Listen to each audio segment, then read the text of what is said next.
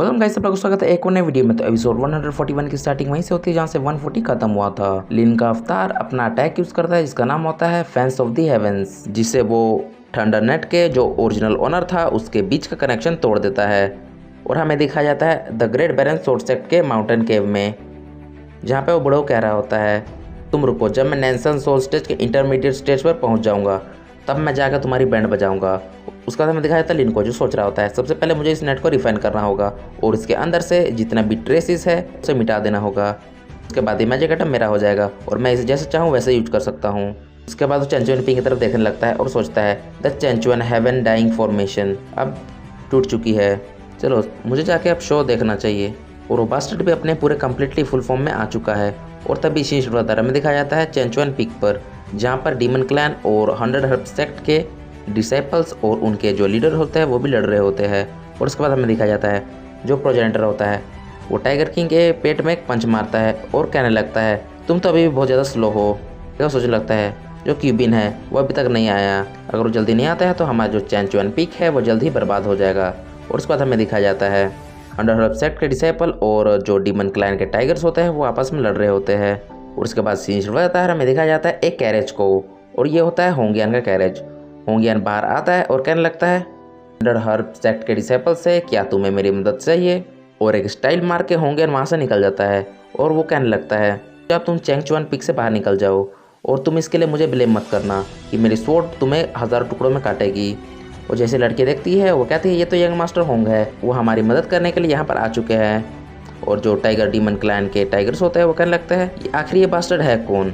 और जो होंग होता है वो हंसते हुए कहता है तुम मुझसे पूछ रहे हो आखिर मैं हूँ कौन। आगे वो अपना इंट्रोडक्शन देता है और कहने लगता है मैं इस चैंचुआन पीक का सबसे हैंडसम आदमी हूँ और माउंट कुनलुन का साउथ का सबसे स्ट्रॉन्गेस्ट पर्सन भी। और लड़कियाँ होती है पीछे से कह रही होती है यस यंग मास्टर होंग तो सबसे अच्छे हैं, वो मेरे हैं। और जैसे ये इंट्रोडक्शन वो डीमन क्लैन के टाइगर्स देखते हैं उनके तो भाई हाथ में आ जाते हैं और वो गुस्से से उसकी तरफ अटैक करने के लिए चल जाते हैं। और वो टाइगर आपस में बात कर रहे होते हैं और एक कह रहा होता है ब्रदर अब मैं इसकी नौटंकी और नहीं दे सकता हूँ। और दूसरा कह रहा होता है अब तो मैं जाके इस कुत्ते का सर ही काट के अलग कर दूंगा। उसके बाद जो होंग होता है वो भी उनके तरफ अटैक कर देता है। उसके बाद जो होंग होता है वो अपने पास से बहुत सारे आर्टिफैक्ट निकालने लगता है और जो डीमन कमांडर होता है वो होंग की तरफ अटैक करने के लिए बढ़ जाता है और कहने लगता है अब तुम मरने वाले हो। लेकिन जो होंग होता है वो उससे बच जाता है। उसके बाद डीमन कमांडर कहने लगता है अगर तुम्हारे पास कोई भी स्किल्स नहीं है और तुम्हारे पास कितने भी अच्छा मैजिक आइटम हो तो इससे कोई फ़र्क नहीं पड़ता, तुम आज हारने ही वाले हो। उसके बाद हमें दिखाया जाता है होंग को, जो कह रहा होता है जब एक ड्रैगन चलता है पानी के ऊपर तो उसके आसपास जितनी भी छोटी मछली होती है वो अपने आप ख़त्म हो जाती है। आगे गुस्से से कह रहा होता है भविष्य में मैं कसम खाता हूँ अगर मैं पूरे गैंजिन टाइगर ट्राइब को ख़त्म ना कर दूँ तो मैं एक ह्यूमन नहीं। उसके बाद सीन शिफ्ट हो जाता है, हमें दिखाया जाता है उस डीमन टाइगर कमांडर को जो होंग पर अटैक कर देता है अपने क्लो के साथ। और वो कहने लगता है तुम अब इंसान बनना बंद कर दो, आज मैं तुम्हें अपना पालतू भूत बना दूंगा।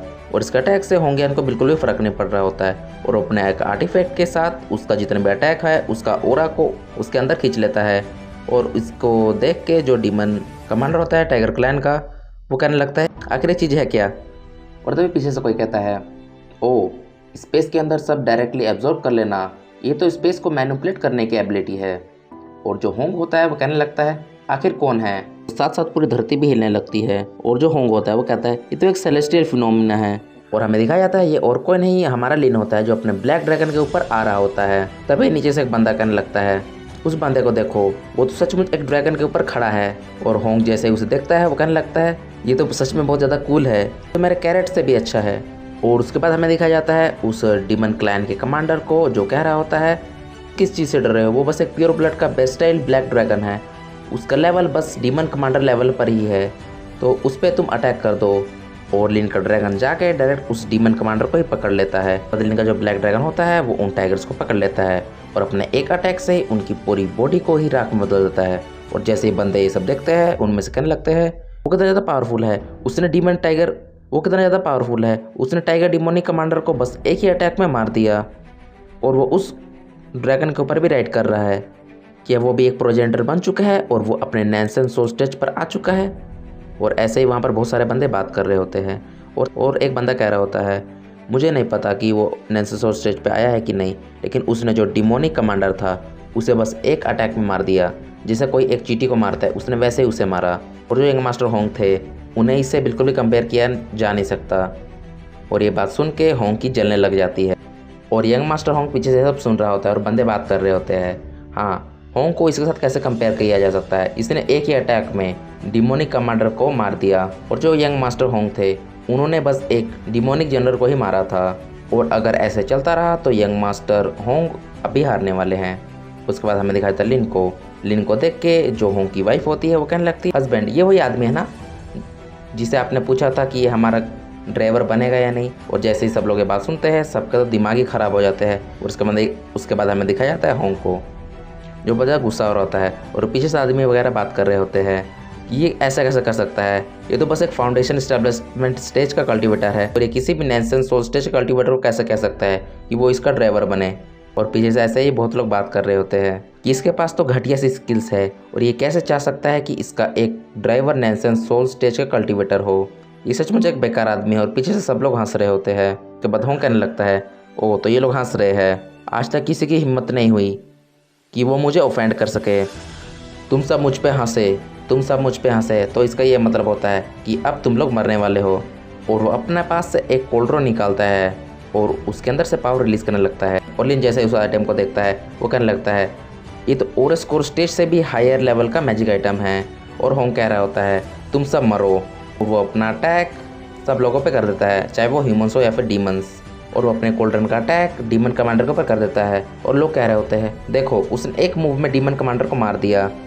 और जो होंग होता है वो कहने लगता है, जो डीमन कमांडर है वो मेरे सामने बस एक छोटे से कुत्ते के बच्चे के समान है। उसके बाद होंग सोचने लगता है, जो ये मेरा कोल्ड्रोन है मैं बेसिकली उसे अपने सेल्फ डिफेंस के लिए यूज़ करता हूँ, लेकिन आज मेरे सामने ये जो मेंढक है वो ज़्यादा फुदक रहे थे इसलिए मैंने इसका ज़्यादा यूज़ कर लिया। आगे वो कहने लगता है, चलो अब मैं तुम्हें अपना पावर दिखाऊंगा, मेरे इस कोल्ड्रोन का पावर। और तभी लिन उसे देख के कहता है, उस बच्चे का फेस देखो वो कितना फ़नी दिख रहा है।